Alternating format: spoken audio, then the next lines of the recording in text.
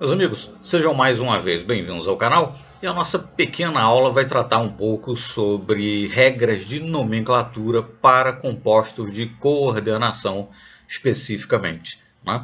Em se tratando de regras de nomenclatura, não há propriamente muito o que ser explicado, né? As regras estão postas, não se vai discutir qual é, digamos, quando é que elas mudaram, por qual razão, né?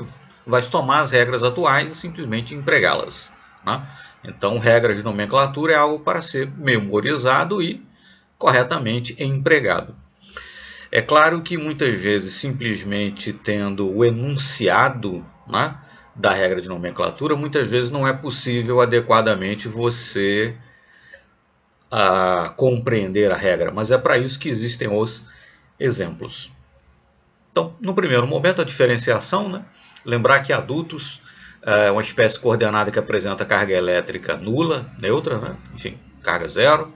E sais complexos ou íon complexos são espécies coordenadas que apresentam carga negativa ou positiva, né? Exemplos aí postos, tá certo? Vale a pena parar, olhar os slides com calma, né? Enfim, acompanhar os exemplos postos aí com um pouco mais devagar, tá certo? Bom, regras de nomenclatura. O ânion é designado em primeiro lugar na hora de ler, né? Nesse sentido, não é nada diferente do que a gente está acostumado, né? Com outras espécies. Sei lá, vamos pegar um exemplo clássico: cloreto de sódio.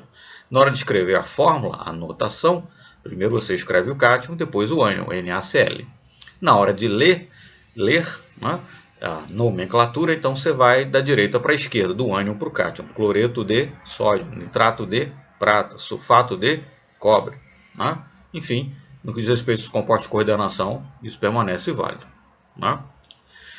E ao se escrever as fórmulas do complexo, os ligantes são colocados naquela sequência, né, posta ali no slide, tá certo? Mas enfim, pare o slide, leia com calma a regrinha de nomenclatura, tá certo? Enfim, como eu disse, não há muito o que explicar, né? A regra, digamos, é clara, né, por assim dizer, né? Mas muitas vezes só o enunciado não deixa a coisa clara o bastante. E para isso que existem os exemplos. Então há vários exemplos aqui nesse conjunto de slides, tá certo? Pare, lê com calma a regra, os exemplos, etc. E aproveitando, quer dizer, tome outros livros, vários livros, não é? E aí você vai ter exemplos que vão se repetir nos diferentes livros, mas você vai ter, no fim das contas, uma boa gama de exemplos, né, para serem utilizados, tá certo? Lembrar que, por exemplo, o íon, né, bom, cloreto, por exemplo, etc., como ligante, ele vai ter um outro nome, né, tá certo? Não necessariamente vai ser o mesmo nome. Né? No caso do sulfato, ok, como ligante ele chama sulfato e o íon é sulfato, mas no caso do cloro, por exemplo, o ânion é o ânion cloreto e como ligante ele chama cloro. Né? Enfim, há algumas diferenças que é preciso memorizar. Né? Mas detalhe com relação a isso, inclusive tem uma atualização de regra de nomenclatura que a gente vai mencionar mais adiante, tá certo?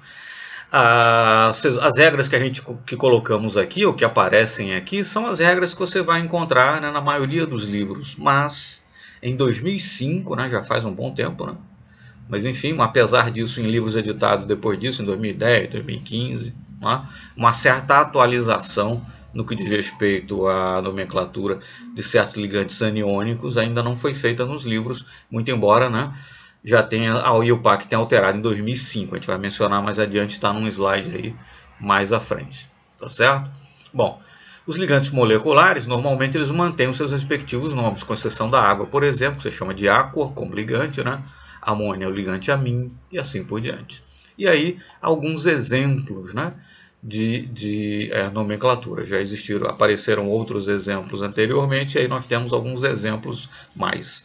Então, o segredo, digamos assim, né, para regras de nomenclatura é preciso ler a regra, é claro, memorizá-la, mas para memorizar, nada melhor do que ver vários exemplos. Primeiro, os exemplos ajudam a compreender melhor a regra, ajudam a memorizar a regra, sem que você tenha que fazer aquela coisa de ficar repetindo a regra, tentando decorar a força, que é uma coisa simplesmente horrível. Né? Então, leia a regra, compare com um exemplo, leia a regra, compare com um exemplo. Bom, com relação a ligantes bidentados, né, é preciso ter cuidado com relação a qual sítio de coordenação está sendo utilizado. Né? No caso do NO2, se ele usar o nitrogênio, chama nitro, se usar o oxigênio, chama nitrito. né? No caso SCN, se usar enxofre é tiocianato, se usar o nitrogênio como sítio de coordenação é isotiocianato, né? Inclusive isso aí vai dar origem aos isômeros de ligação, né?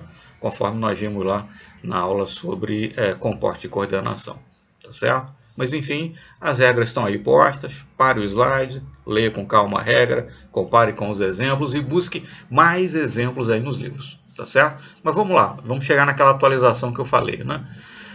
Os ânions, fluoreto, cloreto, brometo e iodeto. Nome do íon, né? Fluoreto, cloreto, brometo e iodeto, ok. Do ligante seria fluoro, cloro, bromo, iodo, né? Cianeto seria ciano, né? E por aí vai.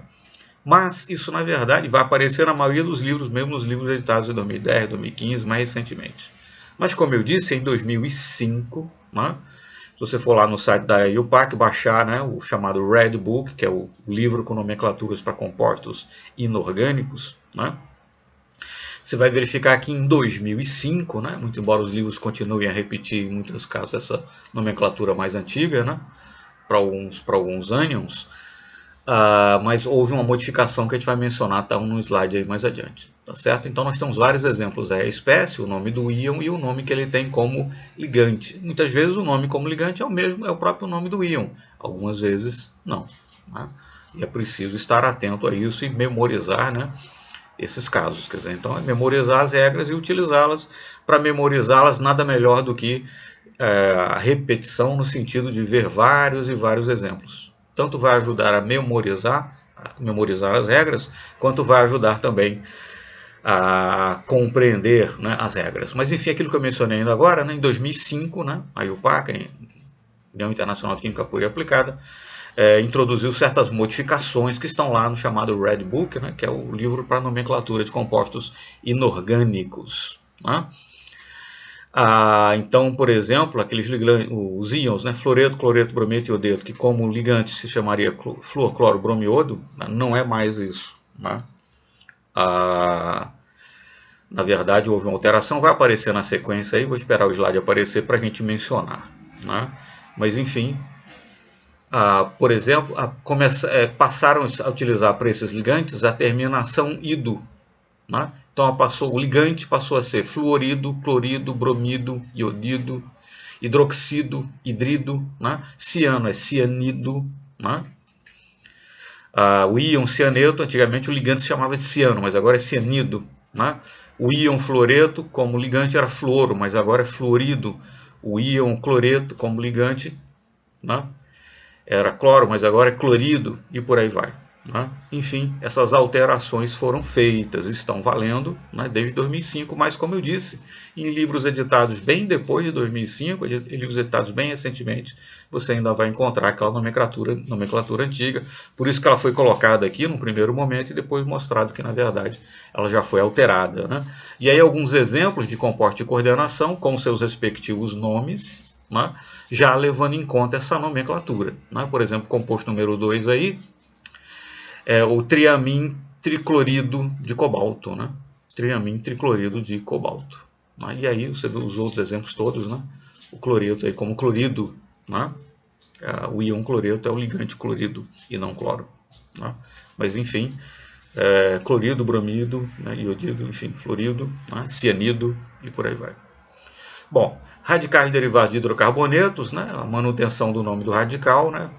Tal como a gente conhece lá da química orgânica. Ligantes moleculares terminados em A, substitui A por O, né? Piridina vai ser o ligante piridino, né? Dipiridina vai ser dipiridina e assim por diante. Enfim, outros exemplos mais postos aí nos slides, tá certo? Mas como disse, regra de nomenclatura é memorizar as regras, ver muitos exemplos para facilitar a memorização e para facilitar a compreensão das regras, né? O propósito aqui é mais apresentar, né, alguns exemplos, apresentar as regras básicas e alguns exemplos e também, sobretudo, mencionar aquela importante alteração que aconteceu em 2005, mas que muitos livros até hoje não incorporaram ainda, né? Então, vale a pena mencionar isso aí, tá certo? Mas não há propriamente muito o que explicar, né? Porque a regra tem que ser obedecida no seu enunciado, né? É uma norma posta e tem que ser obedecida. Vale, é claro, consultar muitos exemplos, né, para facilitar a memorização, como eu disse, e além disso, muitas vezes simplesmente ler o enunciado da regra não é suficiente para sua compreensão, né? Motivo pelo qual é preciso consultar muitos exemplos, né, para compreender apropriadamente a regra, tá certo? E aí alguns exemplos então, né, em que você tem inclusive, enfim, né, outros exemplos, outras possibilidades, né, enfim, em termos de nomenclatura, com os exemplos postos, tá certo? Muito obrigado. Se você ainda não é inscrito no canal, se inscreva clicando aí nessa marca d'água que aparece no vídeo, tá bom? Muito obrigado e até o próximo vídeo, então.